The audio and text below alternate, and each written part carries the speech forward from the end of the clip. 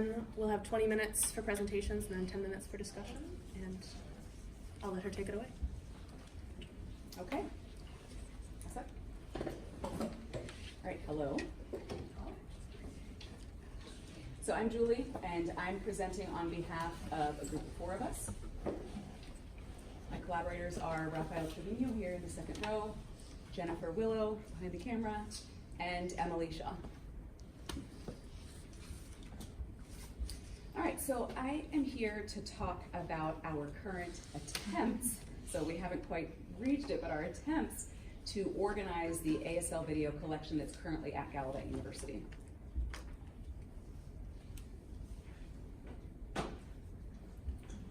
So I have 2 main points for today. One centers on the fact that sign languages don't have any written system. So the way that we represent these languages and document their use of language is through a form of documentation, and that means the computerized organization of a video collection in a way that makes those materials accessible. And then I'll elaborate more on what I mean by that throughout the talk. All right, so I'm going to show you just a 1-minute clip of a series of videos.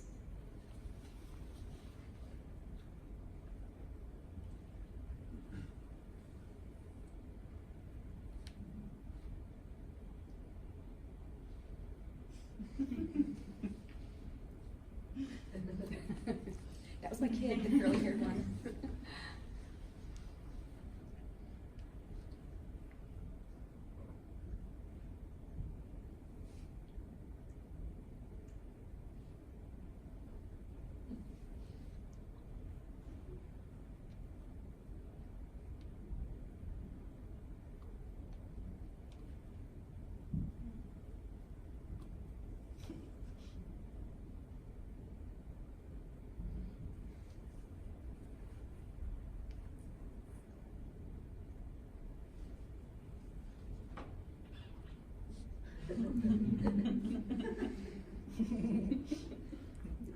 My other kid. All right, so if you don't know ASL, that's fine. The point of watching the collection was that you saw multiple uses of language. And even though you might not have understood what everyone said, I'm sure that you saw people, you saw different styles, you saw different text types, different situations, mother and child interactions, teacher's instruction. And if you do know ASL, then you were probably able to pick up on different signs. You might have seen Rocket teach. You might have also thought to yourself that it was interesting that you could even pick up on those things given the speed that it was playing. Now, if you want to go back and find any of those signs, that's where we run into a problem. For spoken languages across the world, there is the advantage of, for the most part, having a written system. And if there isn't a conventionalized written system for that spoken language, you could also use the International Phonetic Alphabet, IPA. But we don't have that same option for sign languages, not to the same degree, and I'll talk more about that as well. So what you just saw was beautiful, rich, diverse language use.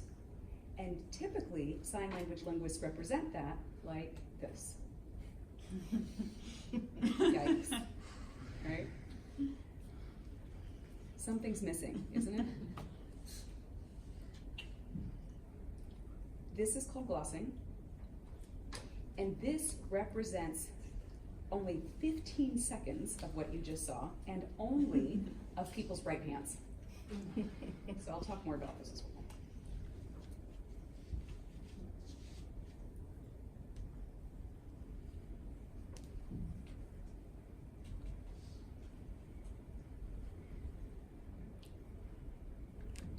So you all are linguists, and as such, we know that well, actually, take a step back. When you study languages, we need to represent the language somehow. That means we need to freeze the primary expression of it, whether it's in speech or in sign.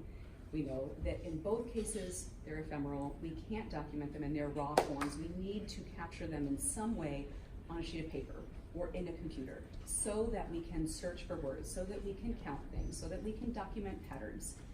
That means that we need a textual representation of language.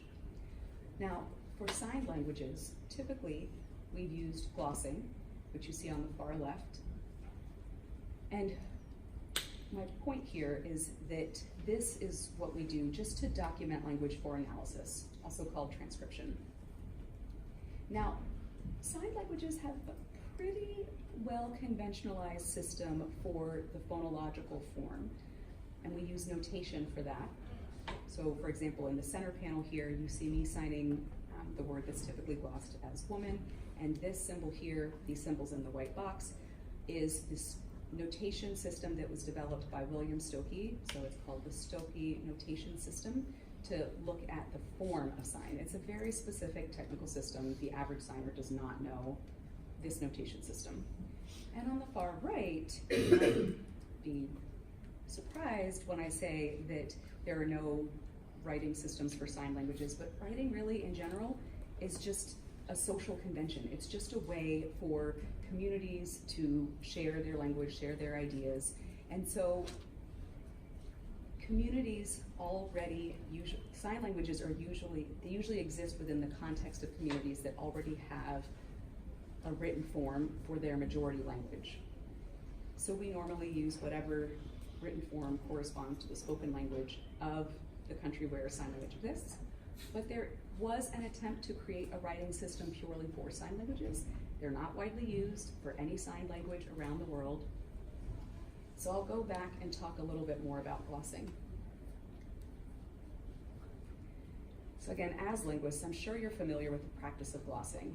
It is a publication or a device for when we're talking about language, and I don't expect a reader or an audience to know the source language. So I show you the source language on one line, then I show you a glossed literal translation of it, and then I show you a more understandable translation, like this. And this is just a way to make sure that we can access the same information, and to make sure that that information can have some degree of permanency and can be shared with people across time. So we also engage in this practice in sign language research. You see here that the source text is available in stills of a sign stream. So that corresponds to what you see on the second line here in italics. This is Gothic orthography. This was source language. And then similarly, what you see here in these images are the source language, and we use English words that are intended to represent the individual signs. Okay, so you get how we use this. Seems great, but in practice, what actually happens is this. This is what we see in the vast majority of our publications in the sharing of our language. This is all that we see. We see English words in bold as our sole representation of ASL or sign languages. And I understand why this happens. Look at the publication date. It was 1980.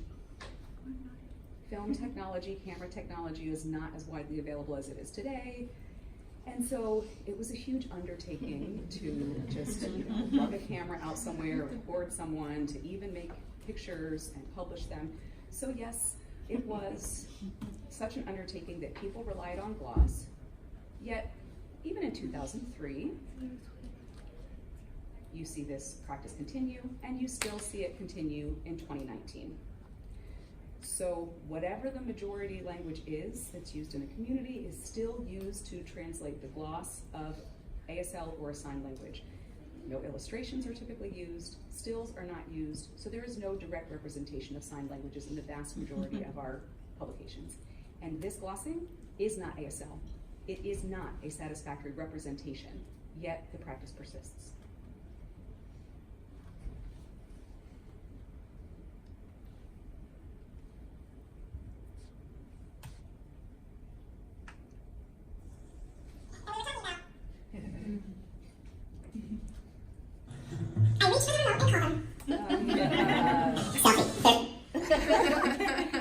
Hashtag death problems.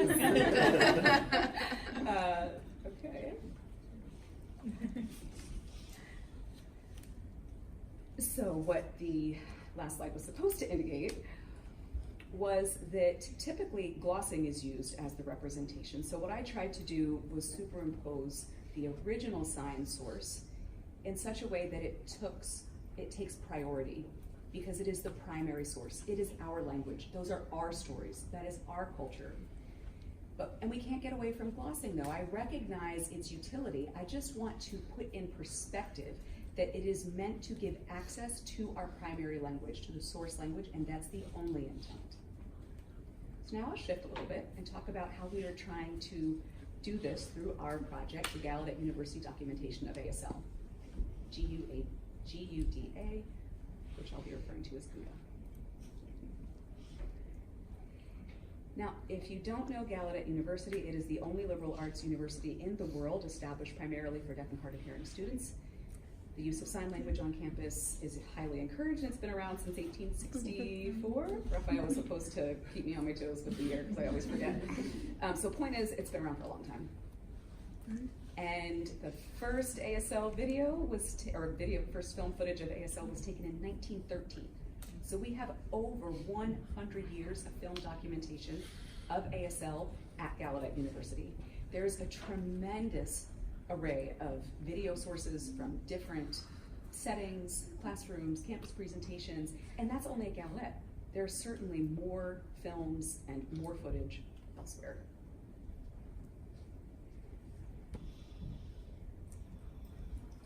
So we have a lot of stories, as you can see.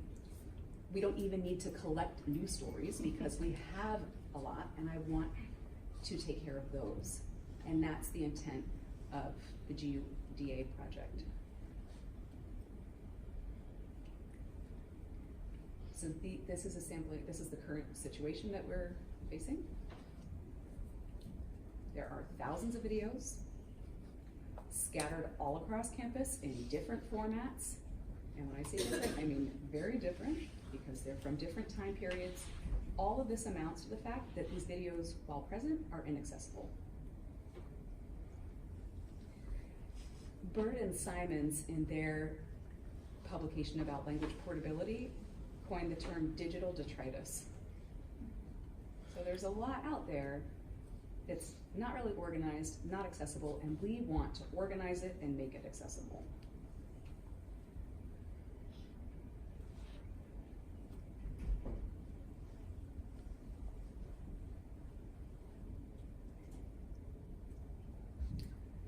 So we want to store and archive the videos to ensure their permanency, to organize them consistently, name them with a consistent file type, including dates, etc., and just use the conventions.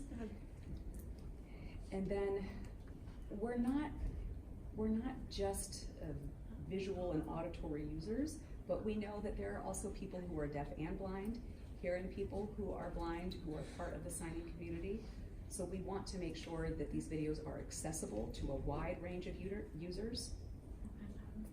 And the other aspect of accessibility is the fact that we can't even search for the videos. So we need to have textual representations, which we're to make them searchable. And for that reason, we're using glosses. And then for anyone here that works with digital projects, you're well aware that one of our current issues is that while our ideas might be great and might persist for the next year, in as little as a decade, we find that the technology we've used has become outdated. So this is a massive job to make sure that this work is sustainable. These are all of the things that we're thinking about as a part of the project. So basically right now, this is a diagram of our vision. On the far left, you see that there's a variety of sources. We want to create a stable URL for each of those items, and then have them all directed to a landing site where we will add consistent metadata, have clear terms of use, and at the same time, the data is already out there. We didn't collect that data for this purpose, so we need to create protocols where we can essentially re-consent people who are in the videos, or if anyone in the videos is no longer alive, then we need to think about legacy consent. And then finally, we'll also have annotation available on the landing site. So this is the big picture, which is great, but it comes with some issues. Namely funding, we need some. Sustainability, as I just mentioned, portability, and pre-consent. But what we do have going for us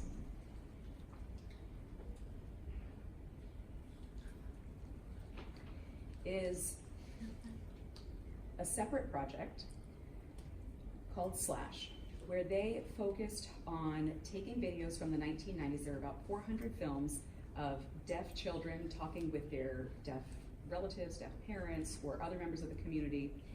And this was an acquisition project. So the intention of this project was to make that footage available to the community. And this gave us data management protocols. We were able to use those same protocols in our project. We also use their annotation conventions.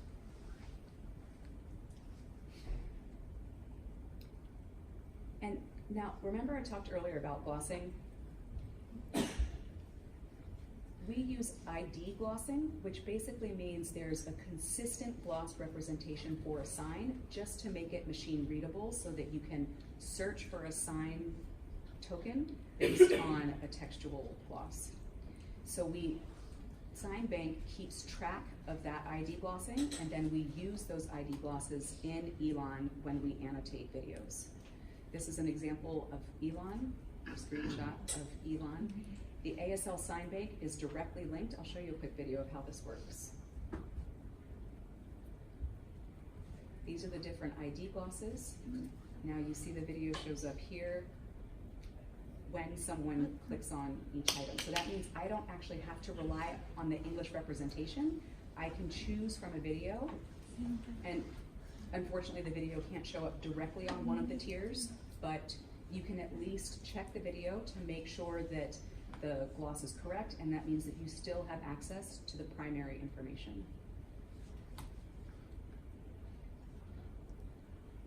And I wanted to mention the Austin principles as a reference to the general push in linguistics to make your primary data accessible. So we are also taking part in this initiative. And what we have so far, because of wonderful graduate assistants like Jennifer Willow and Rafael Treviño, we've used Google Drive to organize what we have. We have some annotations. We're also trying to build a website. It's not open yet, but we are using the university's resources for this. This is the landing site that I showed you earlier. And we also have a number of wonderful ASL video collections. This is a Deaf Stories corpus that I collected for the 150th anniversary of the university. And then this is a really well-known project about sociolinguistic variation in ASL. A number of researchers went into different communities across the United States, interviewed about 200 deaf people, and collected a number of language samples of language variety across the United States.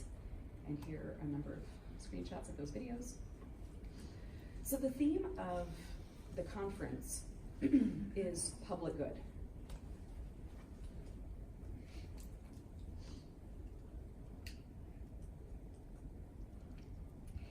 If you go on any social media platform and type in one of these hashtags, it will become immediately apparent that there is an outcry from the community for direct access to their language. And this entry is from ASL Sign Bank. I run an Instagram account for that project, and so I post something on a daily basis. And what I found really interesting were people's comments about the entries, and you see that they're really just starving for something like GUDA.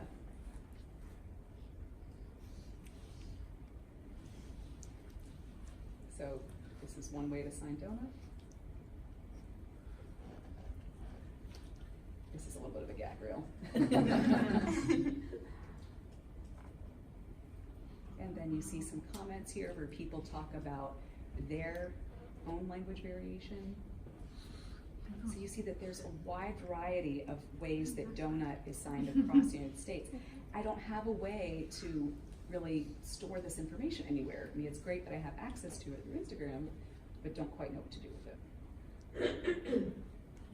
And I know I'm running out of time, but I'm getting to my last point. So what is different about our project, you might be wondering? There are a number of language documentation and corpus projects for sign language in existence, but those are usually snapshot projects, which is just a corpus of how language was used in this one time frame.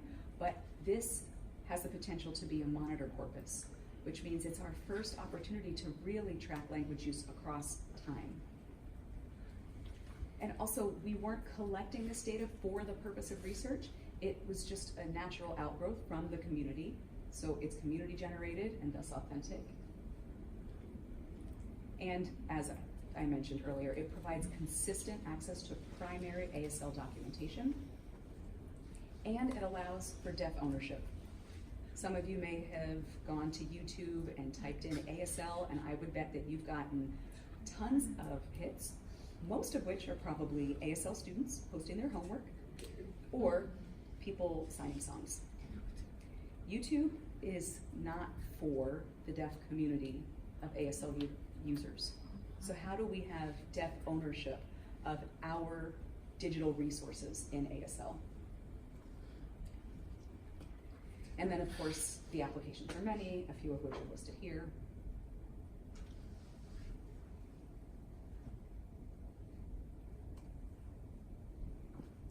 And that's it. Thank you. Wonderful. We have about 5 minutes left only.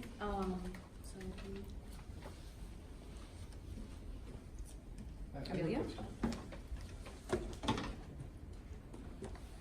I'll stand if that's okay.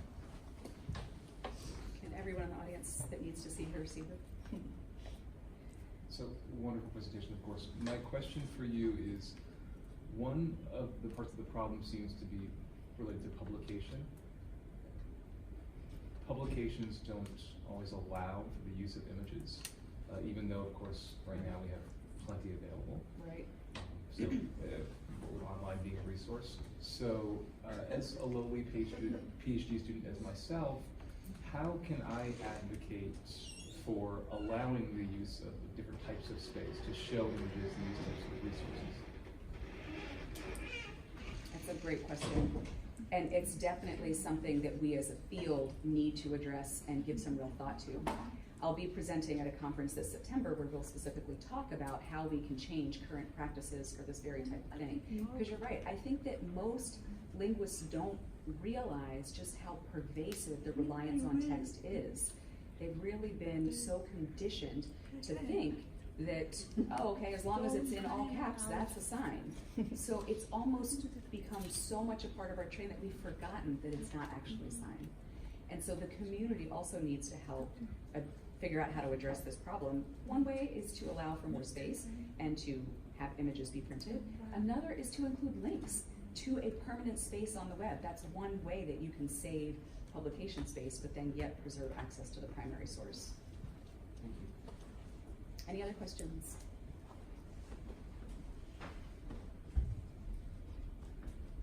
All right, thank you so much.